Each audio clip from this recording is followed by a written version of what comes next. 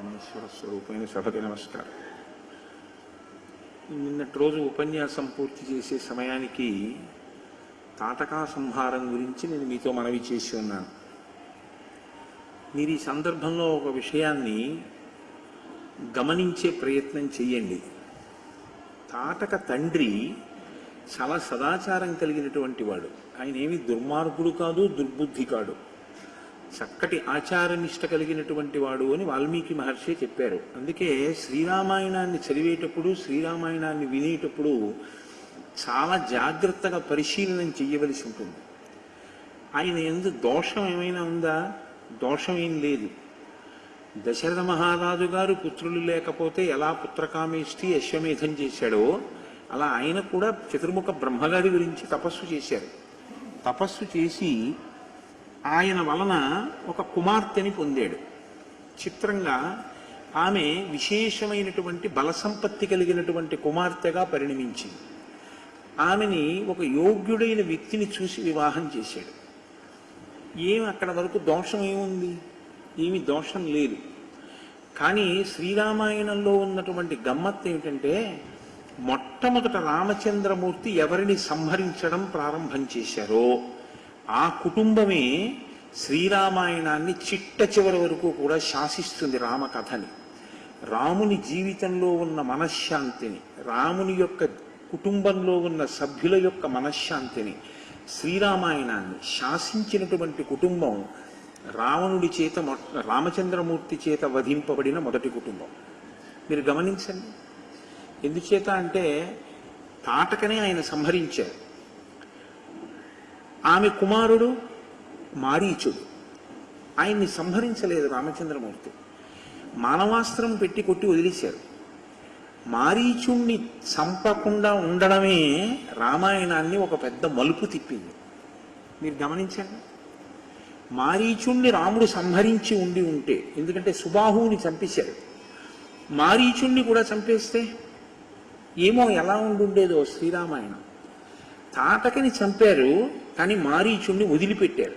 ఆ వదిలిపెట్టేటప్పుడు కూడా ఆయన చెప్పారు లక్ష్మణమూర్తితోటి, నేను ఇతన్ని చంపట్లేదు, వదిలేస్తున్నానని చెప్పారు. ఆ మారీచుణ్ణి విడిచిపెట్టడం రామ కథనంతటినీ తిప్పేసింది ఒక మలుపు.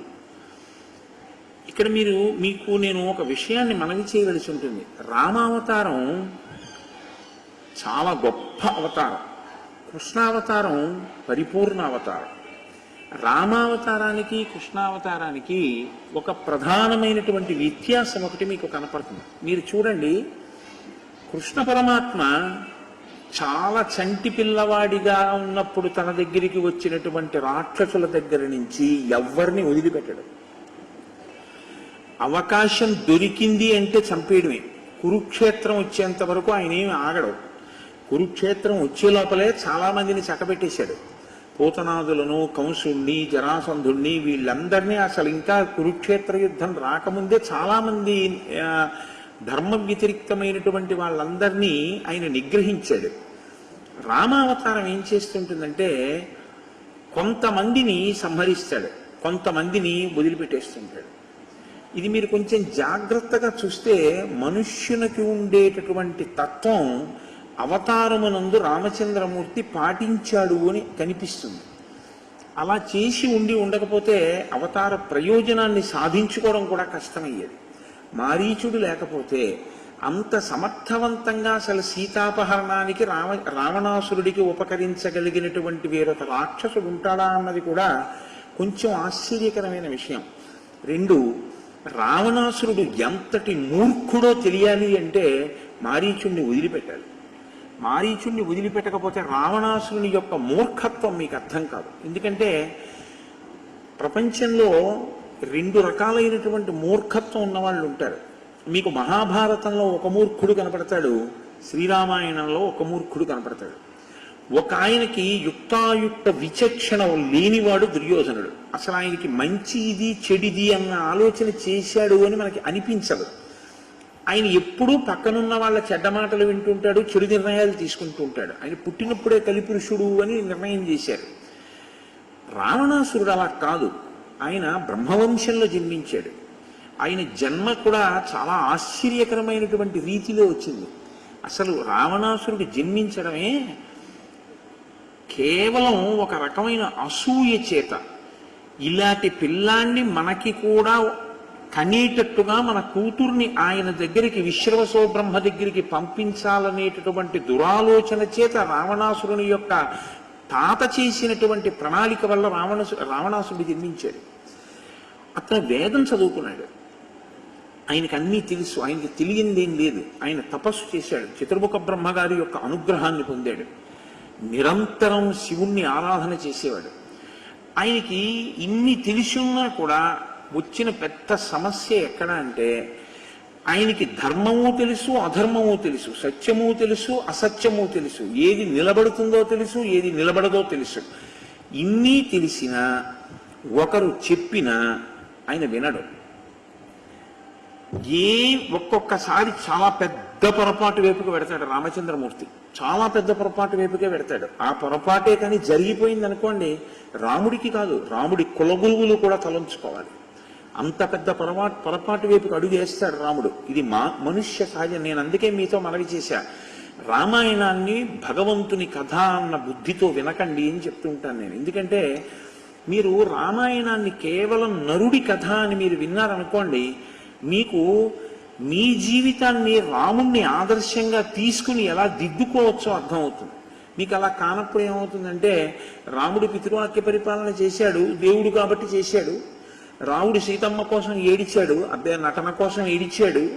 రాముడు రావణ సంహారం చేశాడు, దేవుడు కాబట్టి చేశాడు. మీకు ప్రతిదానికి ఏమవుతుందంటే, దేవుడు కాబట్టి ఆయన చేశాడు. అప్పుడు రాముడు మీకెందుకు పనికొస్తాడు? అప్పుడు రాముడి ఏం చేశాడో అది మీరు చేయడానికి ఏం లేదు అందులో. అలా కాదు, రాముడి కథ నరుడి కథ అని మీరు వింటే రావణాసురుడికి ఉన్నటువంటి దోషం ఏదో, రామచంద్రమూర్తికి ఉన్నటువంటి సుగుణం ఏదో మీకు బాగా అర్థమవుతుంది. ఎంత చిన్నవాడు చెప్పనివ్వండి, దానిలో ఉన్నటువంటి యోగ్యతని విచారణ చేస్తాడు రాముడు.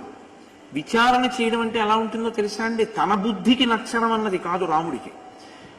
తనకెవరో ఏదో ఒకటి చెప్పారు, అది తనకి అనుకూలంగా ఉంది, అది చేయడానికి బాగుంది, ప్రయోజనం ఇచ్చేస్తుంది. ఇంకొకరు చెప్పారు, అది తక్షణ ప్రయోజనం ఇవ్వదు, చాలా కాలం పడుతుంది, ఏదో శాస్త్రాన్ని పాటించమంటున్నాడు. రెండిట్లో ఏది పాటించాలి అంటే, రాముడు తక్షణ ప్రయోజనాన్ని ఇచ్చేటటువంటి విషయం వైపుకు మొగ్గు చూపించాడు. ఆయన శాస్త్రోక్తమైన వాక్కు ఏది చూస్తాడు, ఏది శాస్త్రం చెప్పింది, ఏది ఋషి చెప్పాడు, దాని వైపుకి మొగ్గుతాడు. అది చాలా గొప్ప గుణం జీవితంలో. మీరు గమనిస్తుంటారు, మీరు చూడండి, లోకంలో మీతో అనేక మంది సమన్వయం అవుతూ ఉంటారు. సాధారణంగా ఏం చేస్తారంటే, మిమ్మల్ని ఒక సలహా అడుగుతారు, మీరు ఒక సలహా చెప్తారు, వాళ్ళు ఏదో చెయ్యాలనుకుంటారు, వాళ్ళు అలాగే చేస్తారు, వాళ్ళు మీ మాట ఏం పాటించరు. ఇది ఎక్కడి నుంచి వస్తుందంటే, ఈ గుణం, ఇది రావణ బుద్ధి, అది మంచి బుద్ధి కాదు, అలా ఉండకూడదు. మీరు ఒక నిర్ణయం చేసుకునే ముందు పెద్దలైనటువంటి వారు శాస్త్రోక్తమైన వాక్కు చెప్తే మీరు వెంటనే అటువైపుకు మొగ్గి, నా అదృష్టం, చాలా మంచి మాట విన్నాను, చాలా శాస్త్రీయమైన పలుకు పలికారైనా, కాబట్టి నేను అలా చేస్తానని చెప్పి మీరు అన్న సంకల్పాన్ని విడిచిపెట్టగలిగి ఉండాలి. ఈ బుద్ధి మీకు ఎక్కడి నుంచి వస్తుందంటే, మీరు రామాయణంలో రామచంద్రమూర్తిని బాగా గమనిస్తే మీరు తెలుసుకోగలుగుతారు. అందుకే ఒక యక్ష కుటుంబం అన్నది, యక్షిణీ కుటుంబం తాటకి, కానీ ఆవిడ ఎంత ఆశ్చర్యకరమైనటువంటి పాత్ర పోషించిందంటే శ్రీరామాయణంలో ఆశ్చర్యకరమైనటువంటిది. ఇంకంతకన్నా ఇంకొక మాట అనడానికి వీల్లేదు. మొట్టమొదట రాముడు సంహరించినటువంటిది తాటకని. అంటే ఆవిడ జీవితం ఏమైపోయిందంటే, తన భర్త మరణించడానికి కారణం ఏది విచారణ చెయ్యలేకపోయింది. అగస్త్యుడు నా భర్తని ఎందుకు చంపాడు అన్నది ఆలోచించి ఉంటే ఆమె బలం ఏమో ఎందుకు ఉపయోగపడి ఉండేదో. ఆ ఆలోచన ఒక్కటి రాలేదు. రాకపోవడం ఆవిడ బలం దేనికి పనికొచ్చిందో తెలుసా అండి? అగస్త్యుణ్ణి ఏమీ చెయ్యలేను అని తెలుసుకుంది. కోపం శేషేన పూరయేత్తని ఆర్యోక్తి. అత్త మీద కోపం దుట్ట మీద చూపించాడంటారు చూసారా? అలా అగస్త్యుణ్ణి ఏమీ చెయ్యలేక అగస్త్యుడు తిరిగిన ప్రాంతం మీద పగపట్టింది. ఏమైనా అర్థం ఉందా? దానివల్ల ఏమైనా ఆ సంబంధం ఉందా? ఇప్పుడు ఇంకెంత తీవ్రమైన స్థితిని పొందిందంటే నరభక్షకిగా మారింది. ఇప్పుడు నరభక్షకిగా మారి రామచంద్రమూర్తి చేతిలో మరణించింది. అక్కడితో పోయిందా? తన కొడుకు రాక్షసుడయ్యాడు మారీచుడు. అందుకని దేవతలు సంతోషించారు అని ఒక మాట చెప్తే మీరు కేవలం దేవతలు సంతోషించారు అని చదివేకండి. శ్రీరామాయణంలో మీరు కొన్నింటిని జాగ్రత్తగా గమనించవలసి ఉంటుంది. రామాయణం చదివేటప్పుడు ఒక విషయం జరుగుతుంటే దేవదుందుబులు మోగే, పుష్పవృష్టి కురిసింది అంటారు మహర్షి. మీరు ఆగలక ఆగి ఒకసారి ఆలోచన చెయ్యాలి, ఈ సన్నివేశంలో అలా ఎందుకు జరిగింది, దేవతలు ఎందుకు సంతోషించారు. దేవతలు ఎప్పుడూ కూడా ధర్మం గెలవాలని కోరుకునేటటువంటి వాళ్ళు. ఇక్కడ ఏదో గొప్ప విషయం జరుగుతోందన్నమాట. విశ్వామిత్రుడితో రాముడు కలిస్తే పుష్పవృష్టి కురిసింది అంటే విశ్వామిత్రుడితో రాముడు కలవడం అన్నది శ్రీరామాయణంలో చాలా పెద్ద మలుపు. మీరు ఆ కోణంలో రామాయణాన్ని ఒకసారి చూడవలసి ఉంటున్నప్పుడు ఒక్కొక్కసారి శ్రీరామాయణం అంతా ఉంటుందండి. ఇది యుద్ధకాండలో అసలు మరీ విశేషంగా ఉంటుంది. ఒక్కొక్కసారి బయలుదేరితే పరాగముతో కూడిన గాలి వీచింది అంటారు మహర్షి. అంటే దుమ్ముతో గాలి రేగింది అంటారు. నక్కల నోట్లోంచి అగ్నిహోత్రం పడింది అంటారు. ఒక్కొక్కసారి ప్రకృతి పులకించింది అంటారు. ఒక్కొక్కసారి ప్రకృతి శోషించింది అంటారు. ఇవి వ్యక్తులలో ఉండేటటువంటి హృదయ స్పందనలకు ప్రకృతి ప్రతిస్పందిస్తూ ఉంటుంది. అది వ్యక్తిత్వం మీద ఆధారపడి ఉంటుంది.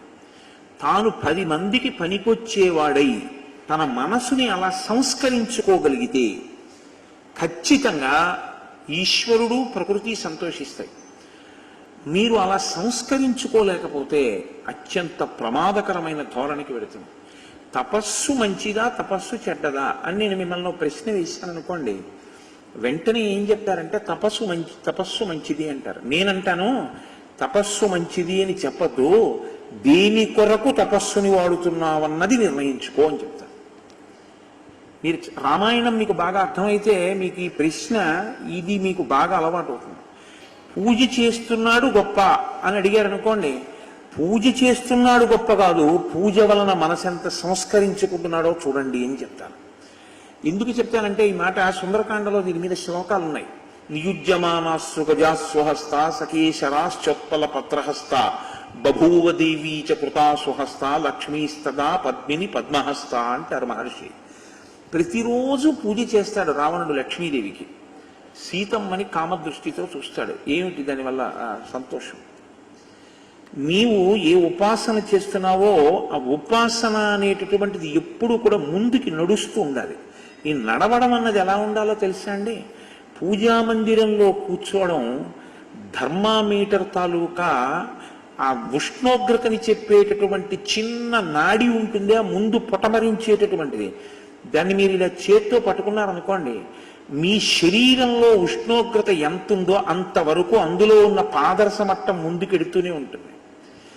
మీ పూజామందిర ప్రవేశం మీరు రాత్రి పడుకునేంత వరకు మీలో ఉపాసనను అలా నడిపిస్తూ ఉండాలి తప్ప పూజామందిర ప్రవేశం దేని కొరకు అంటే కేవలం 1 గంట సేపు ఏదో భగవంతుడికి అగరత్తులు చూపించడానికి, దీపం చూపించడానికి, 23 గంటలు పాపకర్మ చేయడానికి పనికొచ్చింది అనుకోండి.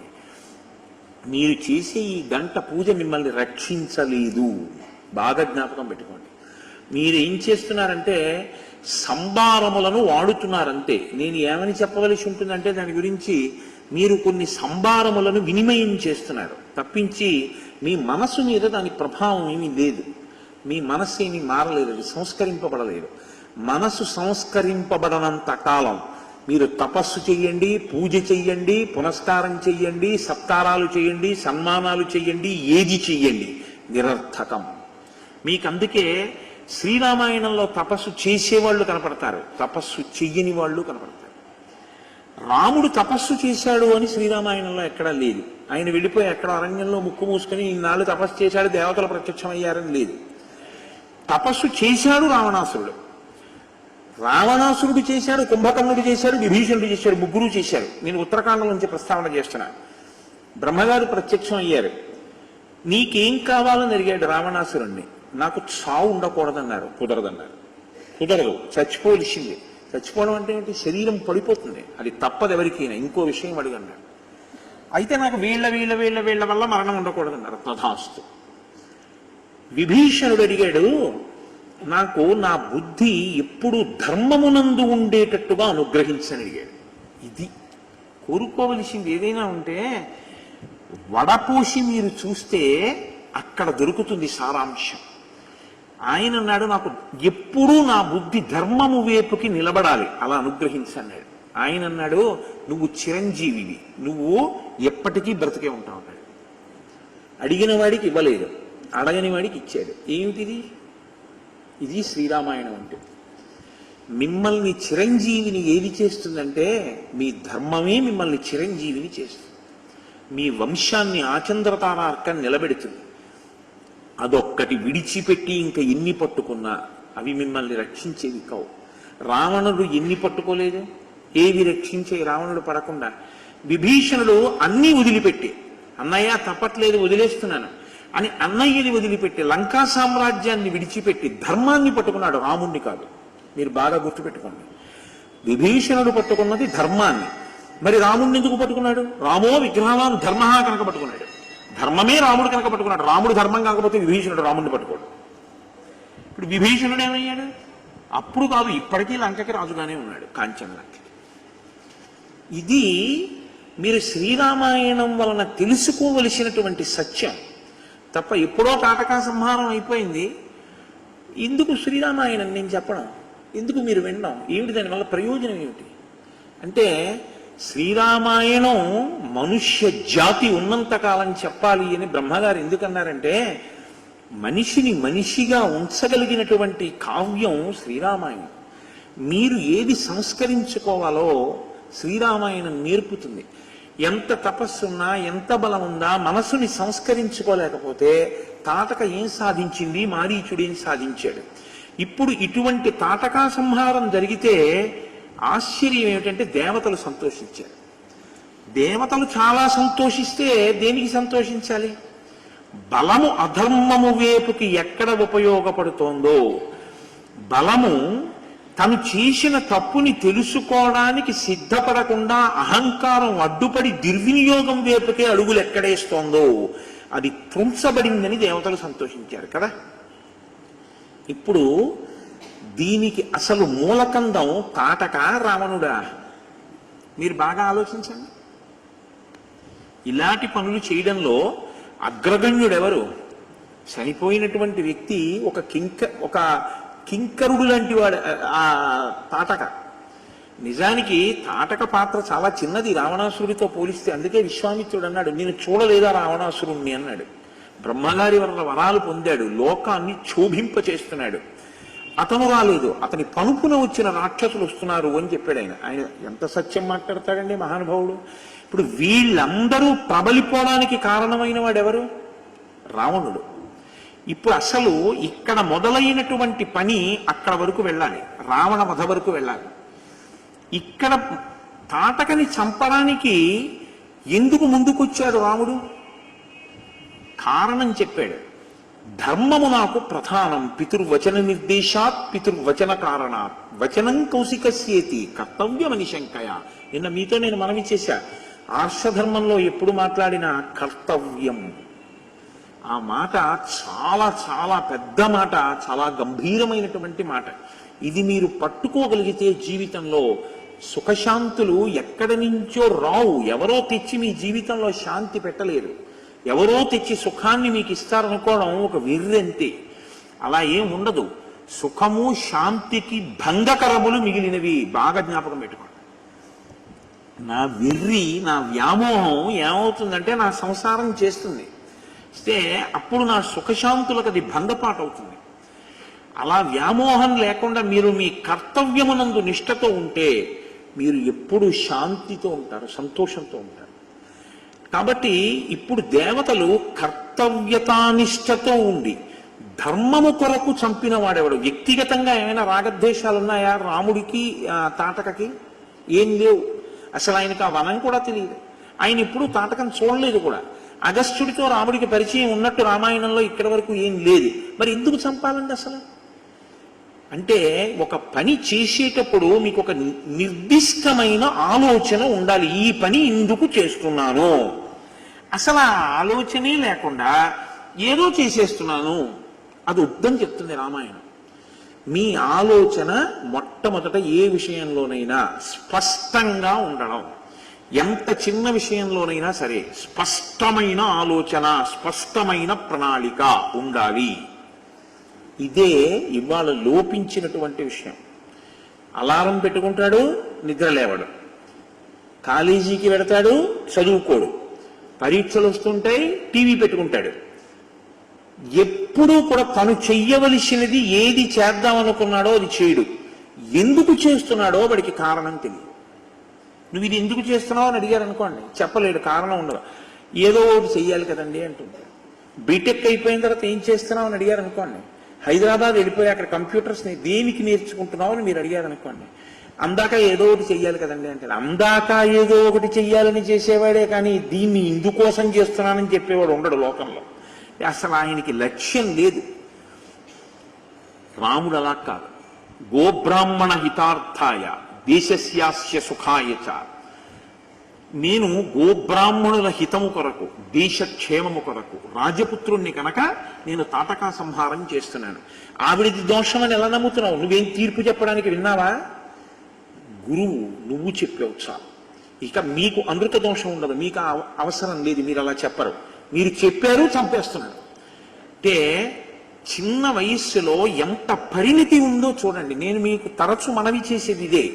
శ్రీరామాయణాన్ని కేవలం ఏదో కావ్యం, ఎప్పటిదో పుస్తకం, అది ఎప్పటిదో రామాయణం అని మీరు అనుకోకండి. మీరు మీ పిల్లలతో కలిసి భోజనం చేసేటప్పుడు శ్రీరామాయణంలో ఒక్క ఘట్టం గురించి మీరు మీ పిల్లలతో మాట్లాడగలిగితే, చూసావా రాముని యొక్క ఆలోచన సరళి అంటే ఎలా ఉంటుందో చూసావా? 2 శ్లోకాలు. కానీ ఆయన మనసు అంటే, ఆయన బుద్ధి అంటే ఎలా ఉంటుందో చూసావా? ఇది చాలా అవసరమైంది. ఇది నేర్చుకోవాలి మనిషి అన్నది మీ బిడ్డల్ని శ్రీరామచంద్రమూర్తిగా తయారు చేస్తుంది. కాబట్టి రామాయణం ఇప్పటికీ కాదు, ఎప్పటికీ రామాయణం ప్రతి వారికి అవసరమే. కాబట్టి ఇప్పుడు దేవతలకు కావలసింది ఏమిటి?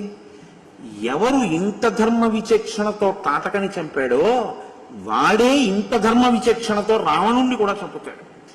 కాబట్టి ఇప్పుడు ఎవరు ఈ శక్తిని లోకరక్షణకి ఉపయోగించాడో, ఎవడు తన శక్తిని లోకాన్ని పాడు చేయడానికి ఉపయోగిస్తుంటే వాళ్ళని చంపాడో వాడి శక్తి పెంచాలి. ఇప్పుడు మీరు బాగా అర్థం చేసుకుంటారు, అదొక ఈక్వేషన్ అనమాట. మీరు దేవతల యొక్క అనుగ్రహం మీకు కలగాలి, మీకు కావాలనుకుంటే మీరు ఎలా ఉంటే కలుగుతుందో తెలుసుకోండి. దేవతానుగ్రహం అనేటటువంటిది ఎందుకు కలుగుతుందయ్యా? వాడికి హితం చేయవయ్యా, వాడి వల్ల లోక హితం కలుగుతుందయా అని వెంటబడతారు. అందుకని ఇప్పుడు దేవతలు ఏం చేశారు? విశ్వామిత్రుడి దగ్గరికి పరిగెత్తుకొచ్చారు. పరిగెత్తుకొచ్చి ఏమని అడుగుతున్నారు? నువ్వు నిన్నను మంత్రగ్రామం గృహానత్వం బలాం అతిబలాం స్తథా, మంత్రగ్రామం రాముడికి ఇచ్చావు. రాముడు ఏం చేశాడు? నశ్రమో నజ్వరో వాతేన రూపస్య విపర్యయ. నువ్వు దానివల్ల ఆకలి ఉండదు, దప్పిక ఉండదు, బడలిపో అన్నావు. తాటకా సంహారం చేశాడు. ఎంత మంచివాడయ్యా! ఇప్పుడు ఈ బలం ఎవరి దగ్గర ఉండాలి? నీ దగ్గర ఉన్నా నువ్వు కోపడకూడదు. నీ దగ్గర ఉంది, ఉపయోగం లేదు. ఎందుకని ఉపయోగం లేదు? ఇక నువ్వు కోప్పడవు, నువ్వు బ్రహ్మశిత్వాన్ని పొందావు, నీకు శత్రుమిత్ర భేదం లేదు, అందరినీ ప్రేమించేస్తున్నావు. కానీ లోకంలో ధర్మ సంస్థాపనకి చంపడానికి యోగ్యమైనటువంటి స్వరూపంతో వచ్చాడు, నరుడిగా వచ్చాడు. విష్ణువుగా రాముడు ఉండి ఉంటే ఈ లోకంలో బాగా జ్ఞాపకం పెట్టుకోండి, విశ్వామిత్రుడు ఉపదేశం చెయ్యవలసిన అవసరం లేదు. ఎందుకంటే ఆయన వేద వేద్యే పరేపుంసి, వేదమే ఆయన దగ్గర నుంచి వచ్చింది. అయినప్పుడు ఇంక రాముడికి ఉపదేశం ఏంటండి? రాముడికి ఉపదేశం ఉండదు, భాషిస్తాయి. ఆయన తనంత తానుగా ఉపయోగించగలడు. ఆయనకి ఇంకా వేరే ఒక గురువు గారి దగ్గర అవన్నీ ఉపదేశాలు పొంది నేర్చుకోవలసిన అవసరం ఏమి ఉండదు. కానీ నరుడిగా ఉన్నాడు. ఇప్పుడు విష్ణు స్వరూపంతో నాకు ఇవన్నీ తెలుసని ప్రయోగించాడు. ఒక గురువు ముందుకొచ్చి ఇవ్వాలి. బాగా గుర్తుపెట్టుకోండి ఈ విషయాలు. మీరు రామాయణంలో చాలా పెద్ద రహస్యం ఇక్కడ దాక్కునుంది. గురువు దగ్గరికి మీరు వెళ్ళి అడగడమా నాకు మంత్రం ఇమ్మని, గురువు పిలిచి మీకు మంత్రం ఇవ్వడమా అంటే, గురువే పిలిచి మీకు మంత్రం ఇస్తే అది సమున్నత స్థితి, మీ అదృష్టం పండిందని గుర్తు. ఇచ్చిన మంత్రాన్ని మీరు అనుష్ఠించకపోతే మీరు రుణపడిపోతారు గురువు గారికి, మంత్రానికి. మీరు వెంటపడ్డం వేరు, బోర్డులు పెట్టి చేసే ఉపదేశాలు కావు. ఇవాళ పొద్దున్న ఇంతమందికి గురూపదేశం చేస్తాం, ఏదో ఇంతమందికి ఇది చేస్తామని బోర్డులు పెట్టి 100 రూపాయలు రసీదులు రాసి చేసే మంత్రోపదేశాలు కావు రామాయణం మాట్లాడేది. రామాయణం మాట్లాడేది సమున్నత స్థితిని మాట్లాడుతుంది. ఒక గురువు తనంత తాను ఉపదేశం చెయ్యాలి. ఎందుకు చేస్తాడు? దేవతా ప్రేరణ చేత చేస్తాడు. ఇతనికి నేను ఈ బలాన్ని ఇస్తే, ఇతని వల్ల ఈ మంత్రాధిష్టాన దేవతానుగ్రహం అతనిలోకి వెడితే ఆ అనుగ్రహంతో ఇతని లోకానికి ఏమైనా ఉపకారం చేస్తాడా? ఈ లెక్క గురువుగారు కట్టాలి. ఈ లెక్క గురువుగారు కట్టకుండా చిత్తం వచ్చినట్టు అడిగిన వాడికి ఎలా మంత్రాలు ఇస్తే, ఆయన ఎవరో నీకు తెలియదు, ఆయన అడిగాడు నువ్వు ఇచ్చావు. ఎందుకు ఆ ఉపదేశం? అది అర్థం లేనటువంటి ఉపదేశం. ఉపదేశం ఇవ్వడం అంటే అంత జాగ్రత్తగా ఉంటుంది. అందుకే లెక్కకు మించిన శిష్యులు ఉండే అవకాశం ఉండదు. యథార్థానికి చాలా జాగ్రత్తగా ఇస్తారు సంప్రదాయ నిష్ట అనేటటువంటిది ఇచ్చేటప్పుడు. రామాయణం మనకి నేర్పుతుంది. ఇవాళ సమాజంలో ఎక్కడెక్కడ ఏ పొరపాట్లు దొరుకుతున్నాయో మీరు రామాయణం కోణంలో చూస్తే నీకు అర్థమవుతుంది ఎక్కడ పొరపాటు జరుగుతుందో. కాబట్టి ఇప్పుడు దేవతలు ప్రార్థన చేస్తున్నారు విశ్వామిత్రుడి దగ్గరికి వచ్చి. ఏమని అడుగుతున్నారో చూడండి. ఇది మీరు జాగ్రత్తగా జీవితంలో నేర్చుకోవలసినటువంటి స్థితి, మనం బాగా పట్టుకోవలసినటువంటి స్థితి. కేవలము పూజ మీకు శక్తినివ్వచ్చు, కానీ దాన్ని తీసేయడం గురించి కూడా దేవతలు వెంపర్లాడతారు. ఎందుకో తెలుసా అండి? భయం. పిల్లాడు ఏడుస్తున్నాడండి, అల్లరి చేసేస్తున్నాడు ఇమ్మని. మీరు గాజు బొమ్మ ఇచ్చారు, ఇచ్చి మీరు బయటికి వెళ్ళిపోతారా? వెళ్ళరు. మీరు ఏం చేస్తారంటే ఎలా మభ్యపెట్టి గాజు బొమ్మని మళ్ళీ తీసేసుకుందామని చూస్తారు. దానికోసం అవసరమైతే నైవేద్యం కోసం దాచిన ఖర్జూరం పళ్ళు తీసుకొచ్చి నాన్న తీయగా ఉంటే నీకు ఇష్టం కదా అని వాడి చేతిలో పెట్టేసి మళ్ళీ ఇంకో ప్యాకెట్ తెచ్చుకుందామని గాజు బొమ్మ తీసేస్తాడు. భగవంతుడు మీకు ఇచ్చేటటువంటి అభ్యున్నతిని కూడా అంత జాగ్రత్తగానూ తీసేస్తాడు. ఎందుకు తీసేస్తాడో తెలుసా అండి? ధర్మపథంలో లేడు, వాడి వలన ఉపయోగం లేదు, అది ప్రమాదాల వైపుకే వెడుతోంది. అహంకారము ప్రబలిపోయి ఏ విభూతి అయినా అహంకారానికి కారణమైతే, ఏ విభూతి తానిచ్చింది అహంకారానికి కారణమైందో ఆ విభూతిని ఈశ్వరుడు తీసుకోవడం పెద్ద గొప్ప కాదని మీరు గ్రహించవలెను. నేను చాలా అందగాన్ని, నేను ఎందుకు పేర్లు చెప్పాలి? నేను చాలా అందగత్తెని అని చెప్పి విపరీతమైనటువంటి అతిశయానికి పోయి చెయ్యకూడని పనులు చేస్తే గీజర్ పేలిపోయినటువంటి మరుక్షణంలో ఆ అందం నశించిపోయింది, మరుగునీళ్లు ఒంటి మీద పడిపోయి. నేనింతటి వాణ్ణి, నాలా మాట్లాడగలిగిన వాడెవడు? ఈశ్వరుడు దాని మూలాన్ని నొక్కేశాడు, వాక్కు రాలేదు, అయిపోయింది. ఏ విభూతిని ఈశ్వరుడు ఇచ్చాడో దాన్ని నువ్వు సమాజపరం చేసి 10 మందికి పనికొచ్చేటట్టు నిలబెడితే నువ్వు ఇంకా దాని గురించి బాధపడక్కర్లేదు. ఈశ్వరుడు నువ్వు నీ కంఠం, నీ అభ్యున్నతి కొరకు ఆయనే ఉపకరణములను నీ దగ్గరికి చేరుస్తాడు, చేర్చి రక్షణ చేస్తాడు నిన్ను. ఎందుకు రక్షిస్తాడంటే, అమ్మో వీడిని నేను చూసుకోవాలి, వాడు నా కొరకు రక్షింపగలయువాడు అన్నాడు భాగవతంలో ఆయన. నా కొరకు నేను రక్షించుకోవాలి వాడిని. వాడికి ఆ తాపత్రయం లేదు, వాడు అలా అంకితం చేసుకుంటూ వెళ్ళిపోతాడు. అందుకని వాడిని నేను పొదిగి పట్టుకుంటానంటే. ఇది లేదు, నేను ఇచ్చింది ఎంత తొందరగా తీసేద్దామని చూస్తాడు. ఎందుకంటే వీడు పాడు చేసేస్తున్నాడు దాన్ని. ఇంతే తేడా రాముడికి రావణుడికి. రాముడు వెడుతూ ఉంటే బ్రహ్మగారు వానరుల్ని సృష్టించాడు దేవతల యొక్క అంశాలతో. రావణుడు వస్తూ ఉంటే ఒక్కొక్కరిని తీసేస్తున్నాడు తాటకాదుల్ని. ఇంకింతకన్నా నేను శ్రీరామాయణం గురించి మీకేం మనవి చేయను, దీని ధర్మం గురించి. కాబట్టి తాటకా సంహారం అంటే కేవల తాటకా సంహారం అని మీరు అనుకోవద్దు. తాటకా సంహార వృత్తాంతమనందు ఇంత రహస్యం దాగి ఉంది. మీ జీవితానికి పనికొచ్చేటటువంటి, లేదా మన జీవితానికి పనికొచ్చేటటువంటి ఒక అంశం అందులో ఇమిడి ఉంది. ఎప్పుడు జ్ఞాపకం పెట్టుకోవాలి. మీరు ఏదో ఒక విభూతి చేత గౌరవింపబడుతుంటారు. 10 మంది నాకు నమస్కారం చేశారనుకోండి, నేను ఇలా వస్తుంటే కారు దిగి 100 మంది వచ్చి నా కాళ్ళకి నమస్కారం చేశారనుకోండి, ఇక నేను నా కాళ్ళ వంక చూసుకుని ఆహా పాదములారా ఎంతమంది చేత నమస్కరింపబడుతున్నారే, శారదకి నాకు ఏమిటి తేడా?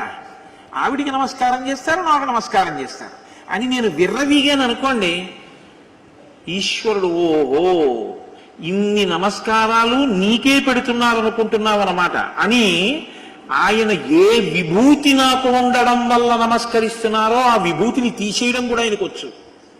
ఎవడు నీకు నమస్కారం చేసేవాడు? ఏది నీ కుటుంబం గురించి నీ గురించి చెప్పు ఉపన్యాసం 5 ఉంటారేమో ఇందులో. రాముడి గురించి చెప్తున్నావు కాబట్టి వింటున్నారు, నువ్వు రామకథ చెప్తున్నావు కాబట్టి నీకు నమస్కారం చేస్తున్నారు. రామ, నీ నామం చెప్తే, నీ కథ 2 గంటలు చెప్తే ఇంతమంది నమస్కారమా? ఇంతమంది కూర్చుని వినడమా? తండ్రి, జన్మజన్మలకి సౌభాగ్యాన్ని నాకు మిగల్చు, ఇంకింతకన్నా నాకేం కావాలి తండ్రి? బతికున్నన్నాళ్ళు నా ఊపిరి నిన్ను స్తోత్రం చేస్తే చాలు, అంతకన్నా నాకేం వద్దని నువ్వు అడగగలిగితే ఈ పూజనీయత 10 రెట్లు అవుతుంది. అది అనుషంగికం. దాని గురించి నువ్వు వెంపర్లాడక్కర్లేదు, అది వస్తుంది. అది దాని గురించి నువ్వు వెంపర్లాడడం మొదలెడితే అసలుది పోతుంది. ఇదే దేవతానుగ్రహం అంటే. ఇది మీరు పట్టుకోవలసి ఉంటుంది బాగా రామాయణంలోంచి. కాబట్టి ఇప్పుడు దేవతలు వచ్చి విశ్వామిత్రుడిని అడిగారు ఏమని?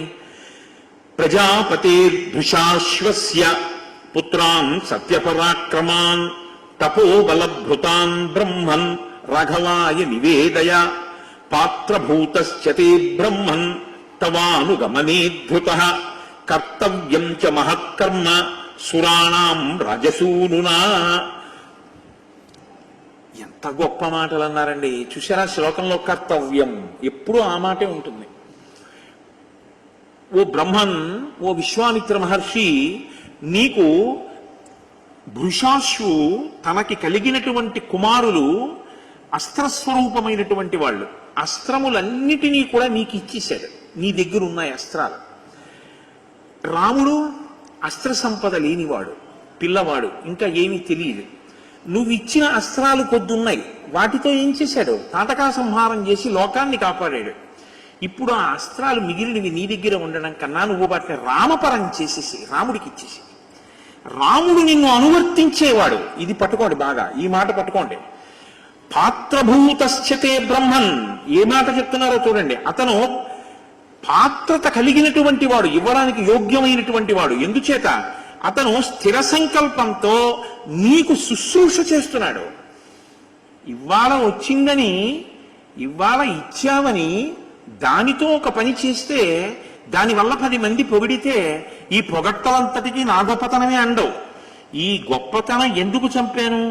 విశ్వామిత్రుడు చెప్పాడు కనుక. చంపడానికి ఉపకరణం ఏది? విశ్వామిత్రుడు ఇచ్చాడు కనుక. కాబట్టి గౌరవం ఎవరిది? విశ్వామిత్రుడిది. విశ్వామిత్రుడు ఇవ్వకపోతే నా బతుకేమయ్యేది? కాబట్టి నేను ఎవరి కింకరుణ్ణి అని ఇంకా ఇంకా ఇంకా ఇంకా వంగి నమస్కారం చేస్తాడు.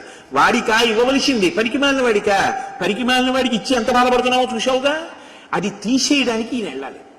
అందుకని ఈయనకి ఇచ్చేసేయి నీ దగ్గర ఉన్న అస్త్రాలన్నీ. ఇప్పుడు మీరు పట్టుకున్నారా? దేవతలు ఎవరికి శక్తి నిమ్మని ప్రార్థన చేస్తారో.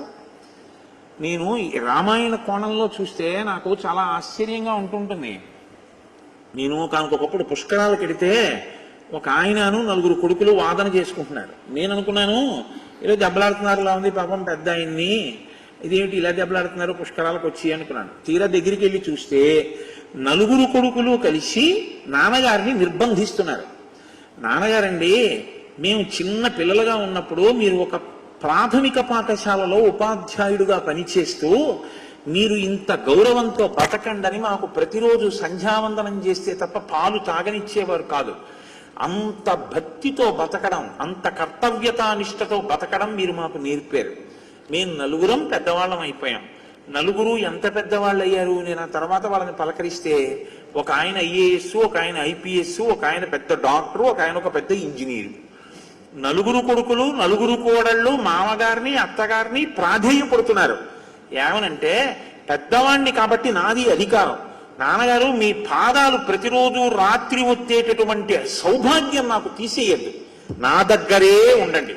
తమ్ముళ్ళు 3 మరదలు, నా మిగిలినటువంటి పిల్లలు ఎన్ని మాటలైనా రానివ్వండి, నాకు సంతోషమేగా మీ గురించి వస్తే. మీరు మాత్రం అందరి దగ్గర అన్న మాట అనద్దు, నా దగ్గరే ఉండాలి నాన్నగారండి. నాకున్న ఈ అదృష్టాన్ని తీసేయద్దు. అంటే తండ్రి అంటున్నాడు, మనకి ఊళ్ళో ఉన్న పెంకుటిల్లు ఎందుకు రాదు, అమ్మేసి మీ 4కి ఇస్తానంటున్నాడు. పెద్దవాడిని అయిపోయాను. వాళ్ళు అన్నారు, పెంకుటిల్లు అమ్మేసేయండి, ఇంకొద్దు. కానీ పెంకుటిల్లు అమ్మేసేస్తాను అన్న ఆలోచనతో పాటు మేము ఒకటి చెప్తాం. మనకు అక్కడే ఓ చిన్న స్థలం ఉంది. మీరు ఆ అమ్మితే వచ్చిన డబ్బుతో పెద్ద శివలింగం మీకు ఇష్టమైంది పట్టుకురండి. మిగిలిన డబ్బంతా నాన్నగారండి సంపాదించాం కాబట్టి మేమిస్తాం, మీదే, మీరు పెట్టిన భిక్ష ఈ శక్తి, శివాలయం కడతాం, అమ్మ మీరు కలిపి శివలింగం ప్రతిష్ఠ చేయండి. ఇంత కష్టపడి మీరు మమ్మల్ని పెంచి పెద్ద చేసి ఈ స్థితికి తెచ్చినందుకు మన వంశంలో పుట్టిన వాళ్ళందరూ మా తాతగారు మా ముత్తాతగారు కట్టిన గుడి అని అక్కడికి వెళ్ళాలి తప్ప నాన్నగారు ఆ డబ్బులు పంచద్దు నాన్నగారు, గుడి కట్టండి అని అడుగుతున్నారు. నేను మురిసిపోయిన కుటుంబాన్ని చూసి. మీరు ఏ విత్తనాలు చల్లుతారో ఆ పంటలే మీకు పండుతాయి కదా. మీరు బిడ్డలకి ఏ సంస్కారం నేర్పుతారో కర్తవ్యం. అలా అవ్వకపోతేనండి వదిలిపెట్టేయండి, మీ కర్తవ్యం మీరు పూర్తి చేశారు, అదే మనకి ఫలితాన్ని ఇస్తుంది. కాబట్టి రాముడికి అస్త్రాలి, రాముడు రావణ సంహారం చేస్తాడు. రావణ సంహారం చేస్తాడన్న మాట చెప్పారనుకోండి, అది విశ్వామిత్రుడిని కించపరచడం. అంటే ఎవరిని సంహరించాలో దానికి ఏమి ఇవ్వాలో నాకు తెలియదా అని అడుగుతాడు. ఇప్పుడు ఏమని అడగాలి? ఫలానా పనికి నువ్వు ఇయ్యని అడగకూడదు, మా పని కోసం నువ్వు ఇయ్యని అడగాలి. ఏమిటి మా పని అంటే వాళ్ళు అంటున్నారు కర్తవ్యంచ మహత్కర్మ, చెయ్యవలసిన పెద్ద పని అవుతుంది. ఎవరి కోసం? మా కోసం. అది రావణుడు చచ్చిపోతే ఎవరికండి సంతోషం? దేవతలకి. అందుకని విశ్వామిత్ర మహర్షి నీకందరూ ఒకటే, మాకు సంతోషం. చెయ్యవలసిన పెద్ద పని కోసం రాముడికి ఈ అస్త్ర సంపద అంతటినీ కూడా ధారపోషించాడు. చాలా సంతోషించాడు, తప్పకుండా చేస్తాడు. అయిపోయింది, దేవతలు వెళ్ళిపోయారు. రాముడికి లక్ష్మణుడికి కనపడాలా ఇవన్నీ చెప్పడానికి? కనపడక్కర్లేదు. మీ గురించి దేవతలు ఒక గురువు మనసులో ప్రచోదనం చేసేటప్పుడు మీకు కనపడగల అక్కర్లేదు. మీ కర్తవ్యంలో మీ ఆలోచనలో శుద్ధి ఉంటే దేవతలు గురువు గారిని ప్రచోదనం చేస్తారు. కాబట్టి ఇప్పుడు విశ్వామిత్రుడు అంగీకరించాడు. ఆ రోజు రాత్రి పూర్తయింది, మరునాడు ఉదయం నిద్రలేచారు, చెయ్యవలసినటువంటి నిత్యకర్మ పూర్తి చేసుకున్నారు. రాముణ్ణి పిలిచాడు, కూర్చో రామా, నీకు నేను ఇవ్వాలా దివ్యమైనటువంటి అస్త్రములు, ఈ లోకంలో ఎవరికీ తెలియనన్ని అస్త్ర సంపద నీకు నేను ఉపదేశం చెయ్యాలనుకుంటున్నాను, స్వీకరించి ఒక్కొక్క మంత్రం ఇస్తున్నాను అన్నాడు. అవి మంత్రములకు కట్టుబడి ఉంటాయి. అస్త్రము అంటే దానికి ఏం రూపం ఏం ఉండదు. అది మీరు ఒక గడ్డి పరకని తీసుకుని మీరు శౌచంతో ఉండి అభిమంత్రించారనుకోండి ఆ మంత్రాన్ని, ఆ దేవతా శక్తి ఆ గడ్డి పరకని పట్టుకుని ఎదుటివాడి మీదకి వెళ్ళి పడి చంపేస్తుంది అంతే. అది మంత్రముల చేత లొంగి ఉంటాయి ఆ శక్తులు, వాటిని అస్త్రములు అంటారు. శస్త్రములు అంటే పైకి కనపడతాయి, కత్తి, గుణపం, గొడవలు ఇలాంటివి. కాబట్టి ఇప్పుడు ఒక్కొక్క మంత్రాన్ని ఉపదేశం చేసేస్తున్నాడు. దానివల్ల రాముడికి ఎన్ని వస్తున్నాయి శక్తులు అంటే దండచక్రము, ధర్మచక్రము, కాలచక్రము, విష్ణు చక్రము, ఇంద్రాస్త్రము, వజ్రాస్త్రము, మహాశూలము, బ్రహ్మశిరోనామకాస్త్రము, ఐషీకాస్త్రము, బ్రహ్మాస్త్రము, వీటితో పాటుగా మోదకి, శిఖరి అనేటటువంటి 2 గొప్ప గదలు, ధర్మపాశము, కాలపాశము, వరుణపాశము, వరుణాస్త్రము, శుష్కము, ఆర్ద్రము అనేటటువంటి 2 పిడుగులు, పైనకాస్త్రము, నారాయణాస్త్రము, శిఖరము, ఆగ్నేయాస్త్రము, వాయవ్యాస్త్రము, హయశిరస్సు, క్రౌంచాస్త్రము, విష్ణుశక్తి, శివశక్తి, కంకాళము, ముసలము, కాపాలము, కంకణము, వీటితో పాటు నందనం అనేటటువంటి ఖడ్గము, మోహనాస్త్రము, ఆ తర్వాత ఐనాస్త్రము, సౌరాస్త్రము, వర్షణము, శోషణము, సంతాపము, విలాపము, ఇవి కాకుండా ఇంకా మదనము, తామసము, సౌమనము, సంవర్తము, మౌసలము, మాయాధరము, అలాగే తేజప్రభ, శిశిరము, దారుణాస్త్రము, సుదారుణాస్త్రము, సీతేషువు మొదలైనటువంటి అనేకమైన అస్త్రములు సంకల్పించి విడిచినంత మాత్రం చేత కొన్ని లక్షల మందిని తెగటార్చగలిగినటువంటి మంత్ర శక్తుల్ని ధారపోషించాడు. బాగా గుర్తుపెట్టుకోండి, ఏమిచ్చాడని ధారపోశాడు. రాముడు ఏమన్నా 16 రూపాయలు తాంబూలంలో పెట్టించాడండి? ఇవ్వగలిగిన ప్రజ్ఞ ఉన్నవాడు దేనికి ఇస్తాడంటే వినయానికి ఇస్తాడు. రెండో కోణం నేను మాట్లాడు. కాబట్టి ఎక్కడ ప్రజ్ఞ ఉంటుందో అది ఎక్కడ మళ్ళీ ప్రవాహాన్ని పొందుతుందంటే పల్లం ఉన్న చోటుకే ప్రవహిస్తుంది. ఎక్కడ వినయం ఉందో, ఎక్కడ అధికారం ఉందో అక్కడికే పంపుతారు దాన్ని. అంతేకాని ఏదో ఒకటి ఎవరికో వాళ్ళకి ఇచ్చేద్దామని చెప్పి ఇవ్వడాలు ఏమి ఉండవు. అలాగా దానికి సభలు పెట్టి టీవీలో యాడ్లు ఇచ్చి చేసేటటువంటివి కావు అవి. అవి నిజంగా గురువు గారు సంతోషంతో ఇచ్చేవి వేరుగా ఉంటాయి. కాబట్టి ఇటువంటి అస్త్ర సంపద అంతటినీ కూడా రామచంద్రమూర్తికి ధారపోసి ఎన్నో అస్త్రములను ప్రయోగించడం, ఉపసంహరించడం రెండిటినీ నేర్పాడు. ఇప్పుడు ఈ అస్త్రాలకి సంబంధించినటువంటి మంత్రముల యొక్క అధిష్టాన దేవతలు రాముడికి వశవర్తులై చుట్టూ వచ్చి నించుని నమస్కారం చేశారు. రామ, మీ ఆజ్ఞ, ఏం చేయమంటావని అడిగారు. మరి వెంటనే లొంగినప్పుడు అడగాలి కదండి, ఏం చేయమంటారండి అని అడగాలి కదా. ఏం చేయమంటావని అడిగారు. ఇక్కడ మీరు బాగా గమనించాలి. ఇన్ని రాగానే చాపల్యం ఉంటే ఒకటి సరదాగా ప్రయోగించి చూద్దాం ఎలా ఉంటుందోను అని చెప్పి ఏదో ఒకటి గుర్తు తెచ్చుకుని అలా వాడి మీద వేస్తే బాగుంటుందేమో అని చెప్పి ఓసారి వెళ్ళి అలా దాన్ని చంపిరా అని ఏ దర్భపల్లో వేశాడు అనుకోండి. వెంటనే విశ్వామిత్రుడు ఏం చేసినట్టంటే అపాత్రదానం చేసినట్టు. రాముడు అన్నాడు, మీ మీ స్వరూపాలతో మీరు పైకి కనపడకుండా నాయందే స్మరణ రూపంగా ఉండండి. నేను ఎప్పుడెప్పుడు దేని అవసరం వస్తే దాన్ని స్మరిస్తాను. అప్పుడు మీరు నా యందు ప్రకాశించి పైకొచ్చి ఉపకరించండి అన్నాడు. అంటే ఉన్నది కదా అని ఉపయోగించడం కాదు, ఎప్పుడు లోక రక్షణకు అవసరమో అప్పుడు ఉపయోగించగలిగిన పరిణతి ఎవరికి ఉంది?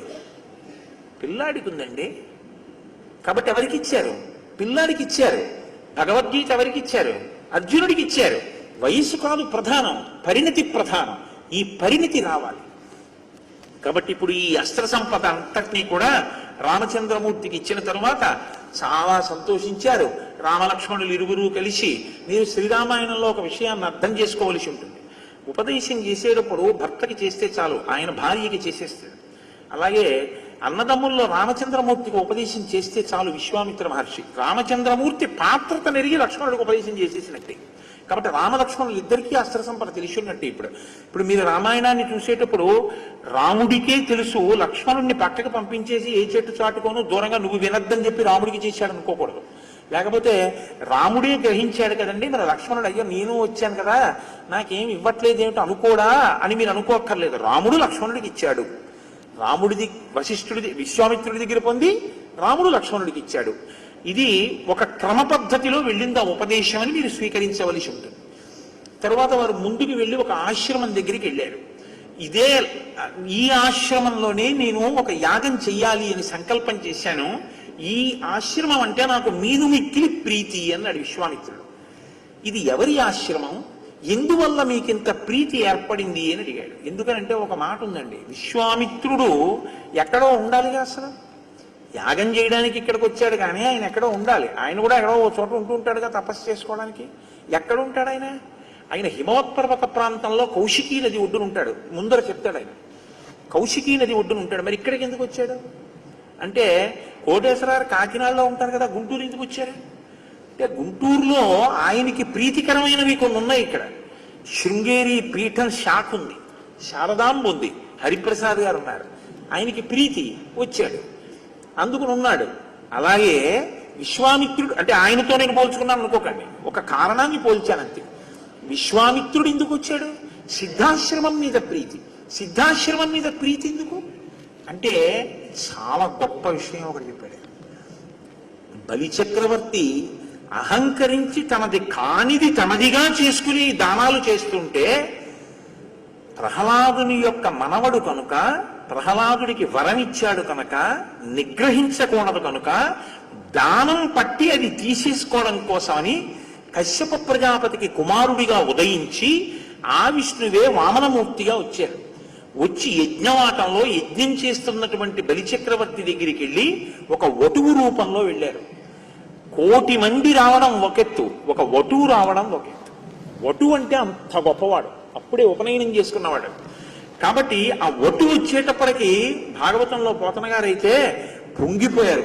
వడుగా ఎవడివాడవెవ్వడవు సంవాస స్థలం వెయ్యది ఎడకున్ ఈ వరుదించుటన్ సఫలమయ్యన్ వంశమున్ జన్మమున్ కడు ధన్యాత్ముడనైతి ఈ మఖము యోగ్యంబయ్యి సుహృతంబులయ్య శిఖులున్ కళ్యాణమిక్కాలమున్ అంటాడు బలిచక్రవర్తి. నువ్వు వస్తుంటే అగ్ని శిఖలు ఎలా పైకొస్తున్నాయో చూసావా, చాలా సంతోషం. వడుగా ఎవరి వాడవెవ్వడవు, ఎక్కడి నుంచి వచ్చావు, నీకేం కావాలి చెప్పిచ్చేస్తాను. వటువుకి ఇక్క ఇవ్వడం అంటే తరించిపోతారండి. వరచేలములో మాడలో ఫలములో వన్యంబులో గోవులో కరులో కాంచనము నికేతనములో వన్యంబులో ధరలో కరులో కాంచనమో నికేతనములో భూములో ఏమడిగదో నీకు ఇచ్చేస్తాను రా, ఏం కావాలన్నాడు. నాకెందుకయా అవన్నీ, నువ్వు ఇవ్వనుకూడదు నీ పుచ్చుకోనుకూడదు. గొడుగో జిన్నిదమో కమండలయో ముంజియో దండమో గొడుగేనెక్కడ కరులు వామాట్లు అశ్వంబులెక్కడ నిత్యోచిత కర్మమెక్కడ మదాకాంక్షితం పైన 3 అడుగుల మేర త్రోవకిచ్చుటదే బ్రహ్మాండంబు నా పాలికి.